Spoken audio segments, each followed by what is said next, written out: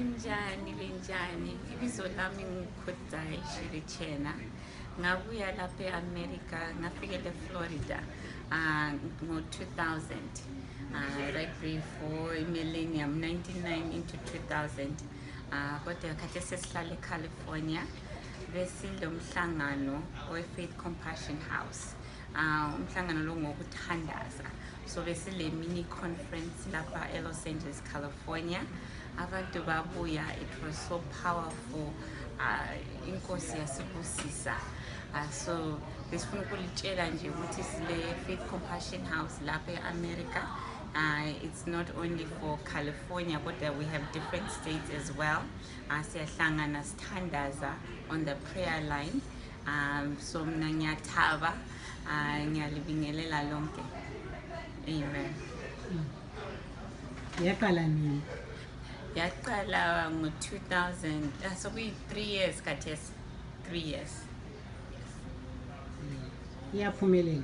Yaphumelela Stereki. Silabantu like khathesi when we had the conference, sesilabanye abantu abajoyine i-prayer group yethu. Sile WhatsApp lapho siposta word of encouragement. Silo mama wethu la uvele eZimbabwe uDr. Faith Rambiwa Dengu nguye wabuya wathi abantwana laba kabathandazi bamele bethandaze. Sesabuya ngapha eUSA siyenza izinto ezama-American kodwa singathandazi.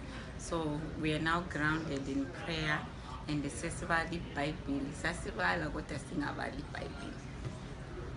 Wena kukuncede okunganani empilweni yakho?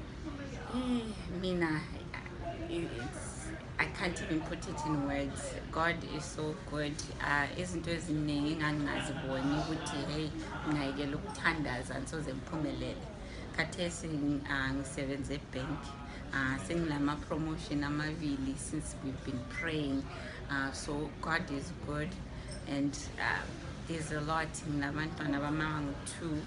Omunye is 5, the other is 2. Indoda yami is in the army of the US, la uvele Zimbabwe, and we're just blessed.